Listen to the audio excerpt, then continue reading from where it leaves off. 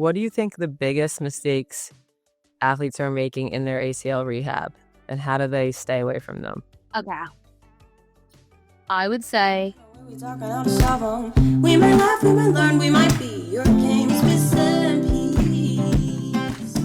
What's up, guys, and welcome back to the Soccer Girl Pod. Today, we're joined by Kate Sneddon, a physical therapist who specializes in ACL recovery. This is a conversation that especially hits close to home for me.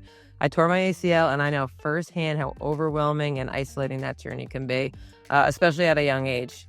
So we talked to Kate about how young players can navigate such a tough injury, the mental and physical obstacles that come with ACL recovery, and the best ways to approach your comeback with confidence, with patience that can be very challenging, and the right support system. So if you're dealing with an ACL injury yourself, or you're supporting a teammate, a friend, or family member this episode is for you. So can you just give our listeners just a brief career background? Yeah. So my name is Kate. I am the founder and head coach of the Helios ACL project. I've been a sports physical therapist for 6 years. I've been an ACL coach specifically for 2 of the last years. So now I only work with people who have had ACL injuries, regardless of the sport. And it's really been an awesome ride. So started out in like a traditional sports clinic, seeing like a bunch of athletes an hour. And it was great experience. Got to work with some pros, and I loved the in-person work. Then I kind of switched my role to like a more classic outpatient setting where you kind of see moms, pops, grandmas, athletes, all alike, which was awesome. But I was like, I love working with athletes. And, people that have suffered an ACL injury are just like wildly underserved. So that's kind of how the Helios ACL project was born, with a hopes to help athletes actually have an opportunity and the resources to come back better, which is kind of my little tagline. What do you think is the hardest part of your job, and what's the best part? Getting athletes through the period of doubt and uncertainty when they haven't seen the spark of progress yet, and they're so distant from their identity as an athlete. And my job as an ACL coach is to help connect them back to that. So in part, like, it's also very rewarding, but when someone is in like the lowest point of their lives and they're like, am I ever even going to make it back, Kate? Like, I get to say yes. And these are the reasons why, you're showing up for yourself. We have all this, data to pull on that you've already started to make progress. But that like day one, I'm injured, like that stinks. That stinks no matter who you are. And I would say, this may be obvious, the most rewarding is seeing them get back and just the color coming back to them. And it's absolutely addicting. And the best part of my job is that I get to help someone be their own hero and get back to themselves. How do you, because a lot of parts of coming back are measurable, right? Like when you can go weight bearing, and then when you're cleared to finally jog. And those are big moments that feel like good milestones to hit. But what do you do for the gaps between those milestones where an athlete feels like they're making no progress and there's no measurable progress to give them? How do you keep them positive? I would argue there's always measurable progress. Just gotta really zoom in. But I'm a big believer in like process goals. So do you guys know what a process goal is? Should I maybe explain it for a second? Explain it, yeah. Just refresh. So there's like an outcome goal. Like, I can do my first single leg squat. Then there's all the building blocks that are gonna get us there. So like, what I sit with the athletes and do is like, okay, this is our next milestone. What are we gonna do? How are we gonna pull this apart so that you are aware of all the steps that lead to success? So like, it can literally be as small as I show up 3 days a week for myself, no matter what. And even on my worst day, I did my 5 minutes that Kate asked me to do. And we're going to call that a win. And I know if we keep showing up for only 5 minutes, is that going to get us to the end goal? Probably not. But I think the idea with someone that is in a really dark point in their lives is to show them, like, if you just do this little bit, it's going to add to the outcome you want. So I think the idea is really like zooming in and, throughout those times, like, there's going to be times where you're like feeling low. It's just inevitable. So I think another thing that I encourage athletes to do is like take on a side quest, if you will. Like even it's like, okay, I want to like do my first like pull up. Like let's work really hard at that right now so that we are creating a more well-rounded athlete than the athlete that we started with, even if it's not just an eccentric goal. And on the days where you're like, I don't even care about that, go find something fun you enjoy that has nothing to do with your recovery. And those little like glimpses of light are things that keep people going, whether it's purely related to their ACL recovery or not. I love that. And I feel like this happens all the time because I coach athletes as well. And you feel like you're stuck in the mud when you're injured. Like, oh, I'm just standing still while everyone else is still progressing and moving forward. But there are literally so many things that you can be working on that don't involve the use of that leg. And I love that you bring that up because it's hard. You have to really sit down and really think about some goals that are outside of soccer and some that maybe relate to soccer or the sport that you play. But there are always things that you can be doing to get better. And it's like addictive to feel that feeling of getting better at something, even if it is not what you want to be doing the most. So I love that. Totally. Most people, I think that ACL tears come from contact, but with soccer specifically, with female soccer players, what's the reality? Like, is that the most common, or like when do you see tears happen the most with them? Female athletes have and this stat hurts a little bit, a 2 to 9 times increased risk of sustaining an ACL injury in their respective sport compared to males. So I think definition-wise, we should know what we're talking about. So there's non-contact injuries and contact injuries. Contact injury is like if you're running, someone dirty slide tackles you, takes your knee out, like an impact happens to your knee. There's nothing we could really do to prevent that besides make sure we have some great refereeing.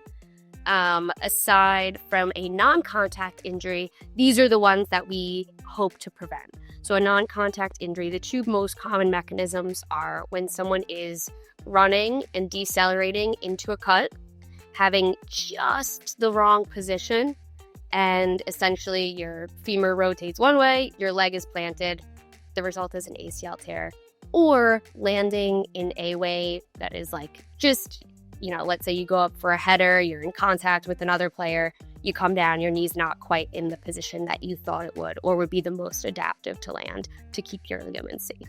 So like those are the two most common ones we see.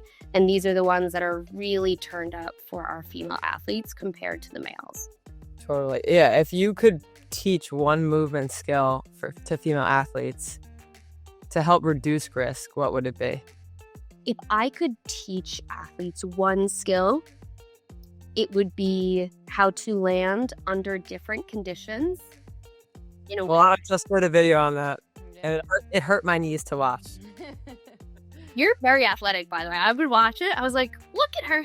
When I tell you, it is just from demonstrating for athletes. Like, I don't even practice these things on my own anymore. It's just demonstration. But I really love that you just brought that up. Continue to elaborate on it.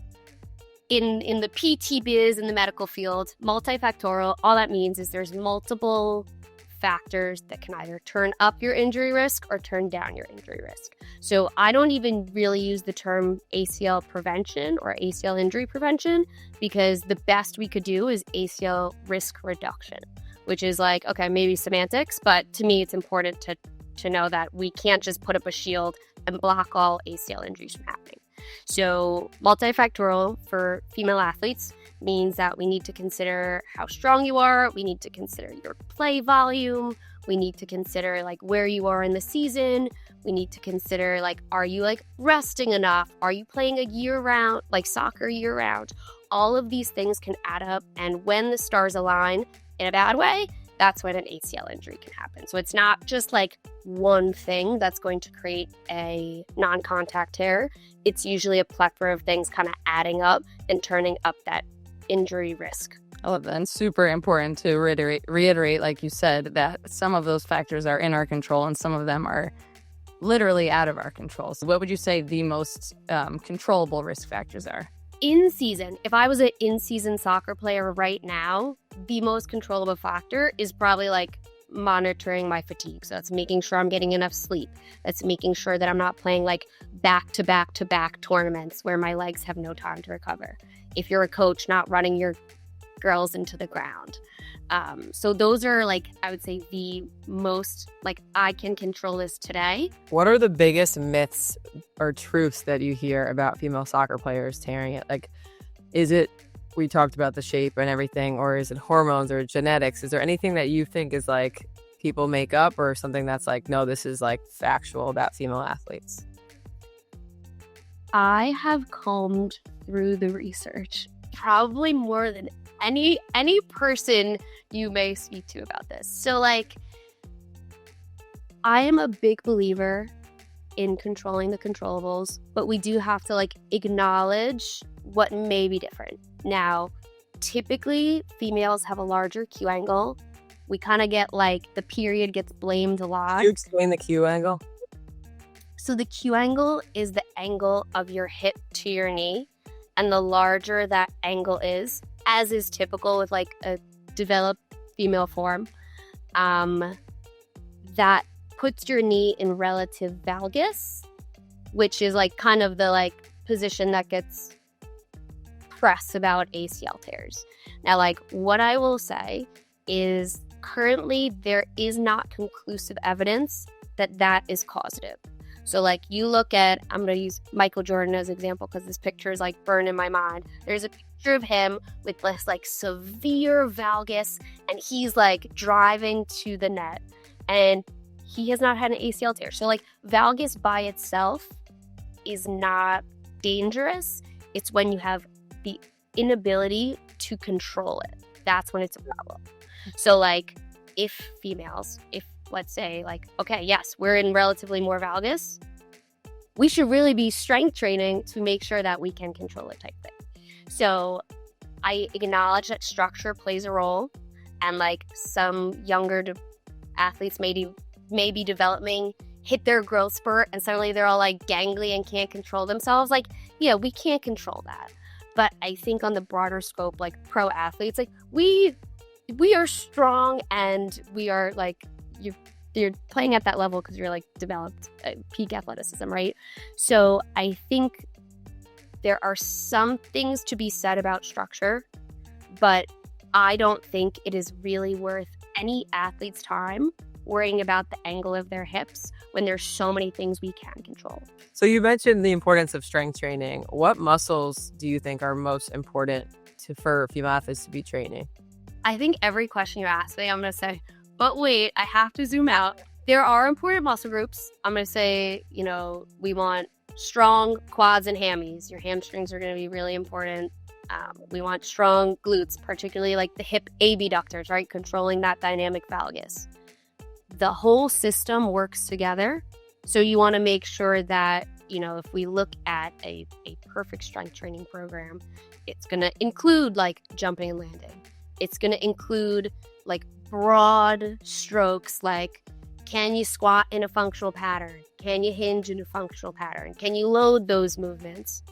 And if you're someone that like has no experience strength training and you want to reduce your ACL injury risk, like either get a strength coach. Don't just like go to the gym and try to be a bodybuilder, because there are specific things athletes should be doing, I think. But something is always better than nothing. So like if you do nothing, train a squat, train a hinge, pick up some weight, put it down, you're going to be better than you were before for doing that. So like I am not a perfectionist in any way, shape, or form around this. I just want athletes building a good foundation, and you can leave the fancy stuff for Instagram. If you could give players one actual tip that they could use starting tomorrow to protect their ACLs, what would it be? Recover just as hard as you train. That's what I would say. Nice. Love that. All right, we're going into post-injury recovery now. What do you think the biggest mistakes athletes are making in their ACL rehab, and how do they stay away from them? Timeline-based narrative of ACL recovery is not really factual, oftentimes does not pan out, and contributes to athletes not getting the correct care. So I think that let's take a step away from like, at 9 months, I will be back to sport. At 12 months, I will be back to sport. Because I have worked with athletes personally that have, been ready at 6 months. Not that I would advocate for that. And then athletes that are ready at like 2 years. And there's so much that goes into like why people's journeys are different, and every single person's journey is different. So that's like a very big thing that I need athletes who are injured to know, is that like it's okay if you're not where you're supposed to be in your mind, because that piece of paper, that protocol they give you is like the best things can go, best case scenario, and it often doesn't match up with reality. I think the other thing I would like athletes to know is like, please find someone that works with a lot of ACL cases. This is an incredibly specific type of rehab and recovery. So like getting matched up with good care from day one is just going to like minimize your risk of setbacks. And like our end goal is that you get back to sport. So we want to make sure we have someone that understands your sport and like why it's important to you, not just that like want to get back to sports. This makes me laugh because when I tore my ACL, I lived in New York City, so I went and stayed with my parents for a while because it was just easier not to climb stairs and go on subways. And my first PT was also doing my 90-year-old grandpa's PT. So my mom or my neighbor would drive us together. So me and my grandma would go in and do this. We'd have the same physical therapist. And I'm like, this doesn't seem right. And then when I moved back to New York City, I had someone who was like very invested in ACL and athletes. And I was like, yeah, there's a big difference. Like I was hanging out, like watching ESPN, my grandpa. And then I'm in the city with this physical therapist who's like making me sweat. Like it was hard. So I feel like that's definitely like a really good point, is like find someone who knows what they're doing with ACLs, especially. Not that it was fun, but you did mention, I think earlier, about like confidence with recovery. How can players rebuild trust with their bodies and movements? Because it can feel so scary to do things for the first time after. Like I remember certain movements I was like so nervous to do. Like how do you help build their confidence?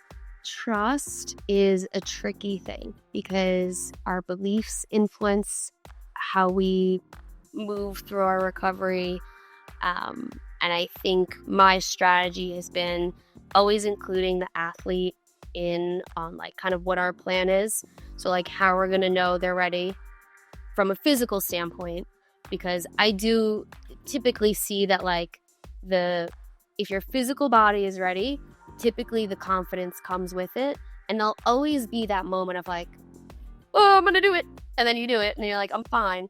But the important part before that is like building our trust in the plan first. They have to do all of these criteria to prove they're ready. And then it's like, okay, well, I've already proved to myself I'm ready because I can do X, Y, Z. Now I'm going to take the leap of faith because I believe in the plan and I believe in I trust my care team. What would your suggestion be to an athlete who says like, I can't stop playing with like hesitancy? Like they're scared to go into tackles and they're, scared for physical contact on the field. Do you suggest that they do more work off the field? Do you suggest that they don't jump into full practices? Is it more of a mental thing they have to overcome? Yeah, so assuming that an athlete has truly passed the criteria to play, what I've done in the past is like had a conversation like, okay, like let's get to the bottom of this. Are you feeling something in your knee that's telling you you're not ready for this? Because the thing I don't want is an athlete moving with hesitancy. That's where re-injury lives. So I think for the typical athlete, if they're truly ready to play and it's just fear, then we're going to do visualization. We're going to get a friend who you trust and like and doesn't want to hurt you, and you're going to practice certain elements. You're not going to pick the person that's vying for your spot, right?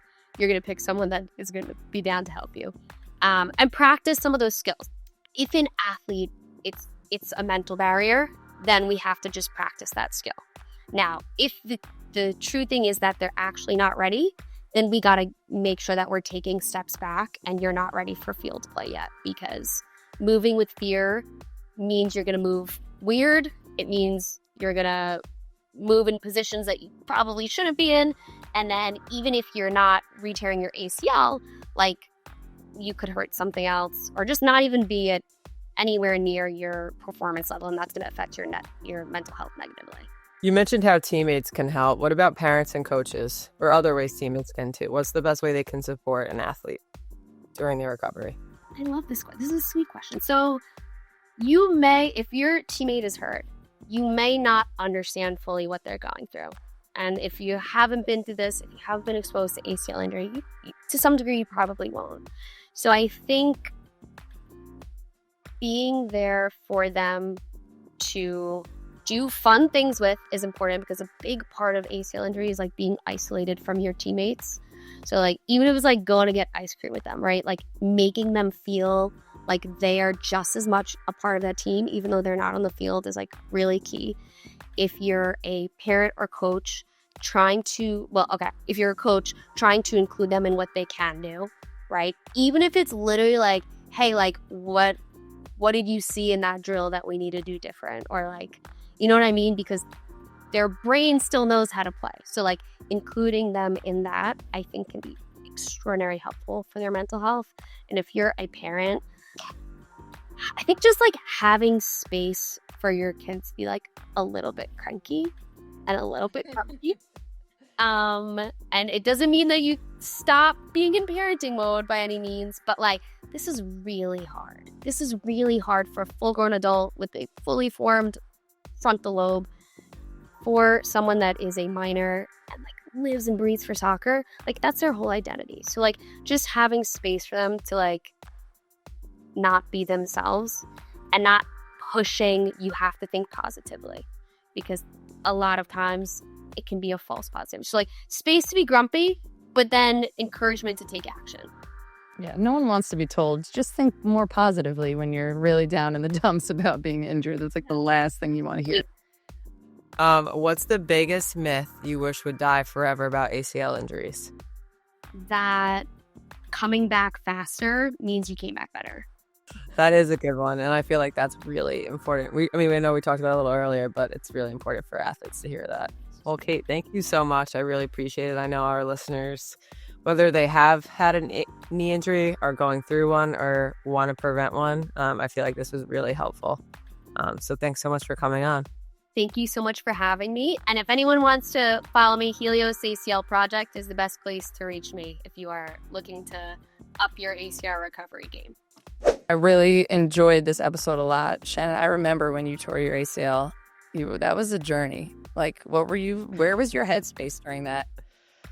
Dude, I wish I had something like this back then, like this information. I feel like it, like we said earlier, it can feel like very isolating. It's a hard thing to go through. Like, it's like little things, like the stairs. We worked in the city, going up the subway stairs. Like, you don't realize how much like of a challenge it is to not have. You had a cane, it's pretty flossy. I had a sick cane. It was a floral pink retractable. I would just whip it out of my backpack, and I felt like Willy Wonka. That was the highlight of the ACL. Oh, the cane. But the cane for sure. And doing PT with my like 90-year-old grandpa at the time was pretty fun. But yeah, it's a tough thing. It's scary. I remember when I did it, I knew right away. I feel like a lot of people do. It's a challenge, and it stinks, but it is helpful that people like Kate are giving us information now that can help that process and help you get through it a little bit easier, which is nice. That interview was so great. I feel like if you were going through this experience, she just saved you a lot of time on having to search through articles online and watching other videos and stuff. And I just think that was really wonderful, useful information for anyone going through the rehab experience.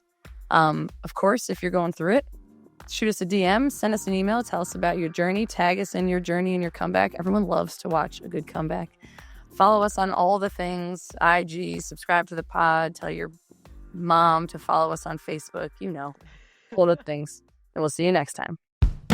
Soccer girls, we got some problems, so tune in on where we talking how to solve them. We might laugh, we might learn, we might be your king.